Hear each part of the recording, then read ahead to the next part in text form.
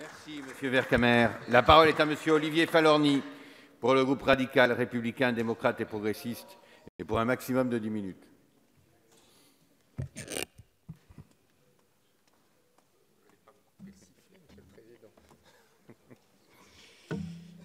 Merci, Monsieur le Président. Madame la Ministre, Madame la Présidente de la Commission des Affaires sociales, Monsieur le rapporteur et Président Philippe Vigier, mes chers collègues, la proposition de loi que nous discutons aujourd'hui et qui est présentée par nos collègues de l'UDI vise à garantir un accès aux soins égal sur l'ensemble du territoire. À n'en pas douter, la désertification médicale est une problématique importante qui touche beaucoup de nos concitoyens et nous sommes toutes et tous ici concernés. Cette proposition de loi contenant 15 articles vise principalement à apporter une réponse à la désertification médicale, toutefois avec des éléments de coercition qu'une majorité de notre groupe estime trop importantes. Ainsi, votre exposé des motifs, Monsieur le rapporteur, cite le fait qu'aucune mesure d'ampleur n'a été prise en compte pour lutter contre la désertification médicale. Notre groupe ne partage manifestement pas cette assertion. C'est pour cette raison que ma collègue Dominique Orliac a pu exprimer lors de l'examen de cette proposition de loi en commission une opposition majoritaire de notre groupe aux dispositions contenues dans cette dernière. Dès lors, si votre proposition de loi contient des articles qui peuvent sembler intéressants et méritent qu'on puisse s'y arrêter quelques instants afin d'en débattre, l'esprit général de cette proposition de loi ne satisfait pas la majorité de notre groupe. Ainsi, l'article 1er a pour objet de renforcer les critères de démographie médicale dans la détermination du numerus clausus. Le nombre et la répartition des étudiants autorisés à poursuivre leurs études en médecine, au-delà de la première année du premier cycle, devraient être déterminés avant tout en fonction des évolutions prévisibles de la démographie médicale et des besoins de santé de la population sur l'ensemble du territoire. L'article 2 prévoit qu'au cours de la troisième année d'internat, tout étudiant en médecine doit exercer un stage pour une durée minimale de 12 mois au sein d'une maison de santé pluridisciplinaire, d'un pôle de santé ou d'un établissement hospitalier situé dans les zones dans lesquelles est constaté un déficit en matière d'offre de soins afin de sensibiliser davantage les étudiants en médecine à la problématique de la désertification médicale.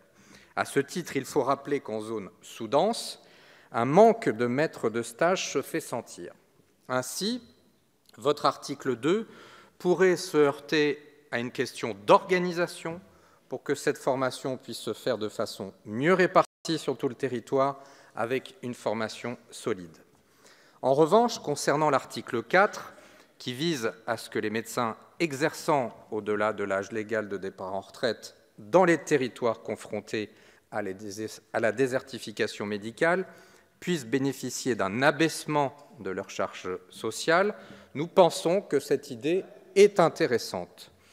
Il me semble à cet égard que des dispositions du PLFSS 2017 votées au Sénat vont dans ce sens. L'article 5 vise à autoriser les internes en médecine générale à être collaborateurs même en l'absence de thèse. Actuellement, seuls les internes ayant obtenu leur doctorat ont le droit d'exercer en tant que collaborateurs. À ce titre, notre groupe estime qu'il n'est pas forcément pertinent de permettre à des étudiants sans thèse à être collaborateurs.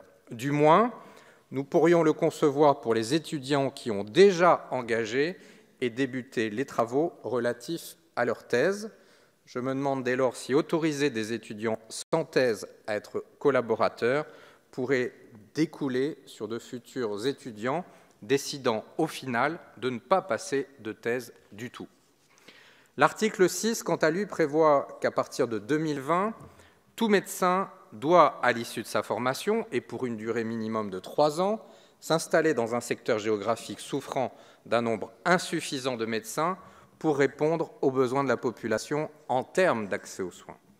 Une majorité de notre groupe ne soutient pas de telles mesures coercitives.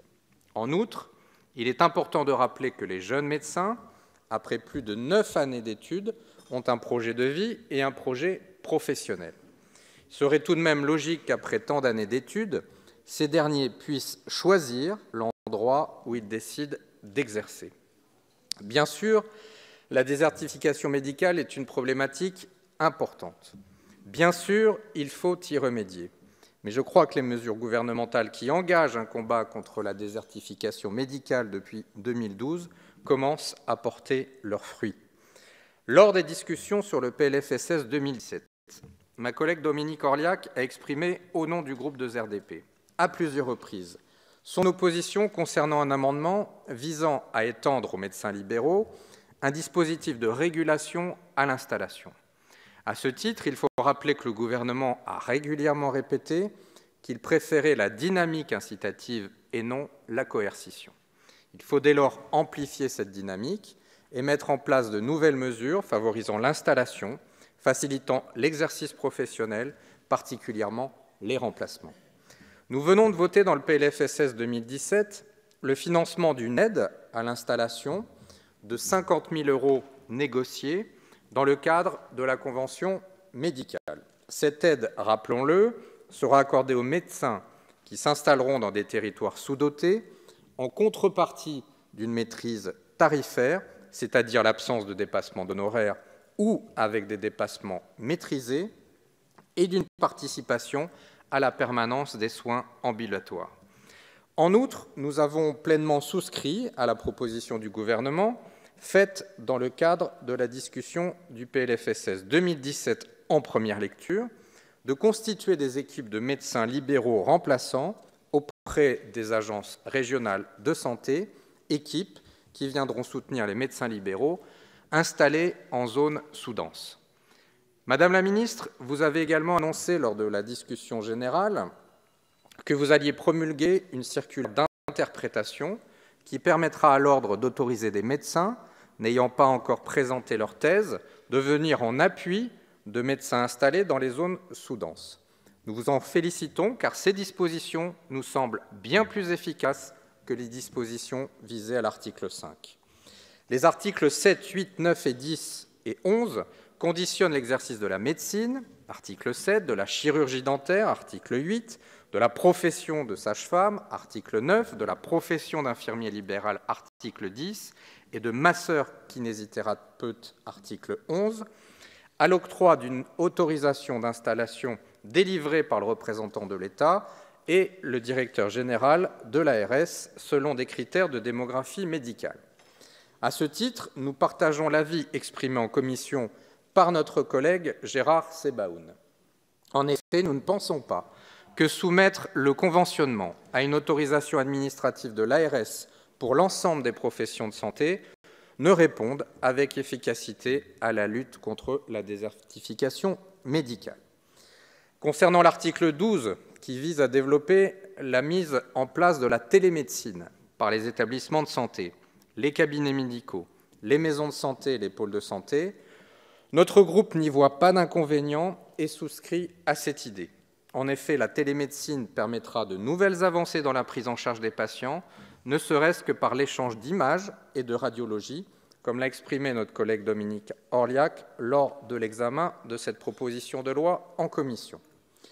Alors que les syndicats et associations représentatives des étudiants en médecine, internes de toutes les spécialités, des chefs de cliniques ambulatoires et hospitaliers, des remplaçants et des jeunes installés avaient unanimement dénoncé l'amendement dont j'ai parlé précédemment et qui prévoyait un conventionnement sélectif, on peut se demander quelle serait leur réaction, rappelons qu'ils avaient lancé un préavis de grève, si cette proposition de loi, étant encore plus coercitive, venait à être votée.